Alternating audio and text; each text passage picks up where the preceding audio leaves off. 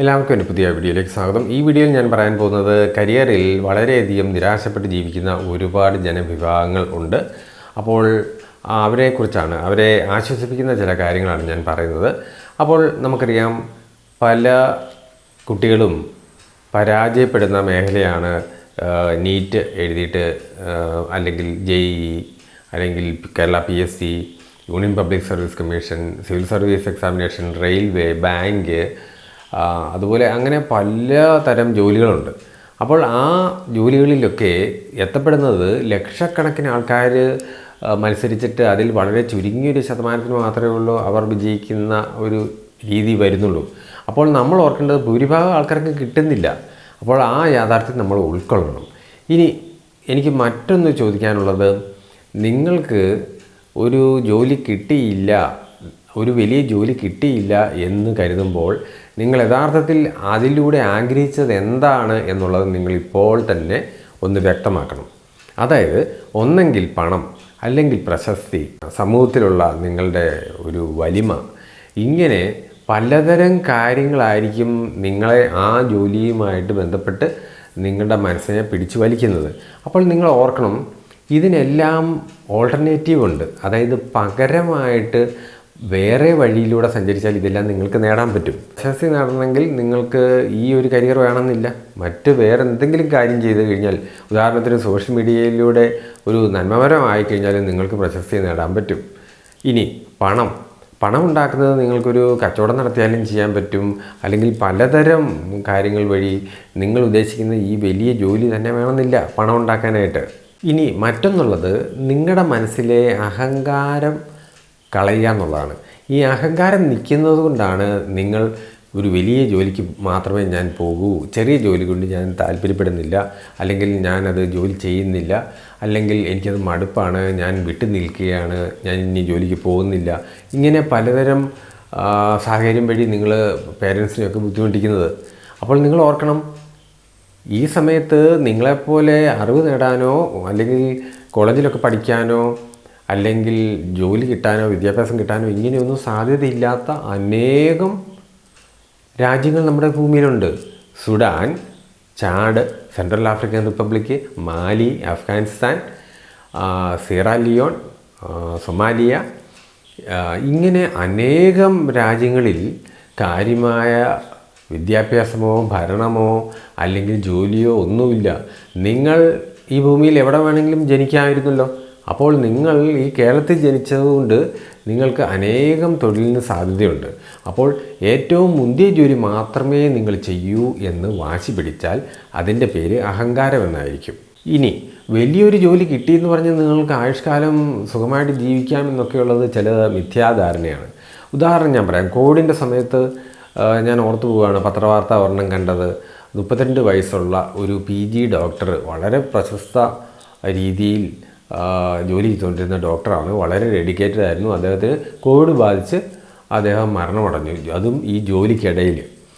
അപ്പോൾ നമ്മളൊന്ന് ഓർത്ത് നോക്കുക, എന്തുമാത്രം പഠിച്ചിട്ടാണ്, പക്ഷേ അതിൻ്റെ ഫലം അദ്ദേഹത്തിന് ശരിക്കും അനുഭവിക്കാൻ പറ്റാതെ പോയി. അങ്ങനെ വിധി തന്നെ പല രീതിയിലും ആൾക്കാരെ ബുദ്ധിമുട്ടിക്കുന്നുണ്ട്.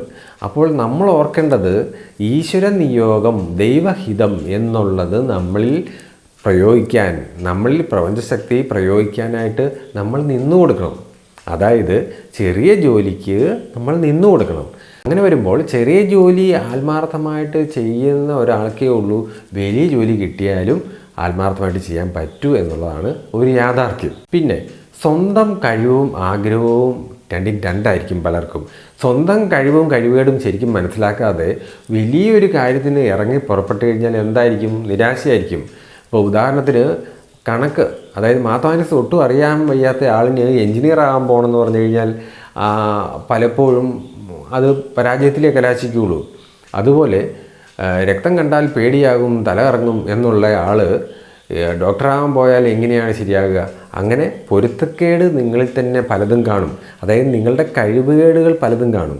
അപ്പോൾ ആ കഴിവുകേടും നിങ്ങളുടെ യഥാർത്ഥ ലക്ഷ്യവും തമ്മിൽ എന്തെങ്കിലും പൊരുത്തക്കേട് അല്ലെങ്കിൽ പൊരുത്തക്കേടുണ്ടോ, ഇങ്ങനെയൊക്കെയുള്ളത് നിങ്ങളൊന്ന് അനലൈസ് ചെയ്യണം.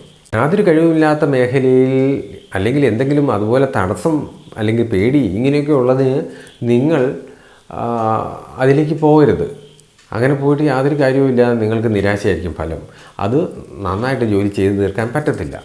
ഇനി മറ്റൊരു വഴിയുള്ളത്, നിങ്ങൾക്കൊരു ചെറിയ ജോലി കിട്ടി, നിങ്ങളുടെ ലക്ഷ്യം സമൂഹത്തെ സേവിക്കുക എന്നുള്ളതായിരുന്നു എന്ന് വിചാരിക്കുക. അപ്പോൾ അതിന് വേറെ പലതരം വഴികളുണ്ട്. അതായത് നിങ്ങൾ നിങ്ങളുടെ ജോലി ഇഷ്ടപ്പെടുന്നില്ലെങ്കിലും അതിൽ തന്നെ തുടരുക. അതോടൊപ്പം തന്നെ നിങ്ങളുടെ മനസ്സിന് ഇഷ്ടമുള്ള ഹോബികളിൽ ഏർപ്പെടുക. അല്ലെങ്കിൽ നിങ്ങൾ ആഗ്രഹിച്ച് വെച്ചിരുന്ന ആ ജോലിയുമായിട്ട് എന്തെങ്കിലും കണക്ഷനുള്ള ഒരു ഹോബിയിൽ ഏർപ്പെടുക. അല്ലെങ്കിൽ അത്തരം പ്രവർത്തനങ്ങൾ നിങ്ങൾ സൈഡായിട്ട് ചെയ്യാൻ നോക്കുക. ഉദാഹരണത്തിന് കോളേജിൽ ഒരു പ്രൊഫസറായിട്ട് തീരണം എന്നായിരുന്നു നിങ്ങളുടെ ആഗ്രഹം എന്ന് വിചാരിക്കുക. നിങ്ങൾക്ക് കോളേജിലെ കുട്ടികൾക്ക് ഓൺലൈൻ ട്യൂഷൻ എടുക്കാം, അല്ലെങ്കിൽ നേരിട്ടുള്ള ട്യൂഷൻ എടുക്കാം. അപ്പോൾ നിങ്ങൾക്ക് അവരെ പഠിപ്പിക്കാം. അപ്പോൾ ഈ നിങ്ങളുടെ ലക്ഷ്യവുമായിട്ട് എന്തെങ്കിലും ചേർന്ന് നിൽക്കുന്ന പലതരം കാര്യങ്ങളിലേക്ക് നിങ്ങൾക്ക് പോകാൻ പറ്റും. അത് നിങ്ങളുടെ സ്വന്തം ബുദ്ധിയെ ഒന്ന് ഉപയോഗിച്ച് കഴിഞ്ഞാൽ നിങ്ങൾക്ക് മനസ്സിന് ഭയങ്കരമായിട്ട് ആശ്വാസം കിട്ടും. അങ്ങനെ പറഞ്ഞാൽ ശരിക്കും മനുഷ്യജന്മം 1000 ജന്മം കൂടുമ്പോഴാണ് ഒന്ന് കിട്ടുക എന്നാണ് പറയുന്നത്. അപ്പോൾ നാം നമ്മുടെ ജീവിതത്തെ വളരെയധികം ശുഭാപ്തി വിശ്വാസത്തോടെ നമുക്ക് കിട്ടിയിരിക്കുന്ന കാര്യത്തെ അംഗീകരിച്ചുകൊണ്ട് വീട്ടിൽ വെറുതെ കുത്തിയിരിക്കാതെ, വെറുതെ നിരാശപ്പെടാതെ, വെറുതെ മനസ്സ് ബുദ്ധിമുട്ടിക്കാതെ നിങ്ങൾ കിട്ടിയ ജോലിക്ക് പോവുക. എന്നിട്ട് അതിനൊപ്പം ആ ജോലിയുമായിട്ട് ബന്ധപ്പെട്ട, നിങ്ങൾ മനസ്സിൽ വിചാരിച്ച ആ ജോലിയുമായിട്ട് ബന്ധപ്പെട്ട എന്തെങ്കിലും കാര്യങ്ങളൊക്കെ നിങ്ങൾക്ക് ചെയ്യാം. അപ്പോൾ നിങ്ങൾ ഓർക്കുക, നിങ്ങളുടെ ആ ലക്ഷ്യം എന്ന് പറയുന്നത് പണമോ പ്രശസ്തിയോ സമ്പത്തോ അധികാരമോ പ്രൗഢിയോ എന്ത് വേണമെങ്കിലും ആയിക്കോട്ടെ, അതെല്ലാം മറ്റ് രീതിയിലൂടെയും നിങ്ങൾക്ക് ശ്രമിച്ചാൽ, ബുദ്ധിപൂർവ്വം ശ്രമിച്ചാൽ പകരമായിട്ട് നിങ്ങൾക്കതെല്ലാം പകരമായിട്ടുള്ളൊരു വഴി കണ്ടുപിടിക്കാനായിട്ട് പറ്റും. അനേകം കുട്ടികൾ കാണിച്ചിരിക്കുന്ന മണ്ടത്തരമാണ് നീറ്റിന് പോയിട്ട് എക്സാം എഴുതി MBBS മാത്രമേ പോകുള്ളൂ, മെഡിക്കൽ അനുബന്ധമായിട്ടുള്ള ചെറിയ കോഴ്സുകൾക്കൊന്നും പോകത്തില്ല എന്ന് പറയുന്നത്. അതുപോലെ തന്നെ JEE എഴുതിയിട്ട് IITയിലും NITയിലും ഒക്കെ മാത്രമേ ഉള്ളൂ, അല്ലാതെ കീം വഴി ചെറിയ എഞ്ചിനീയറിംഗ് കോളേജിലൊന്നും പോകത്തില്ല എന്ന് പറയുന്നത്.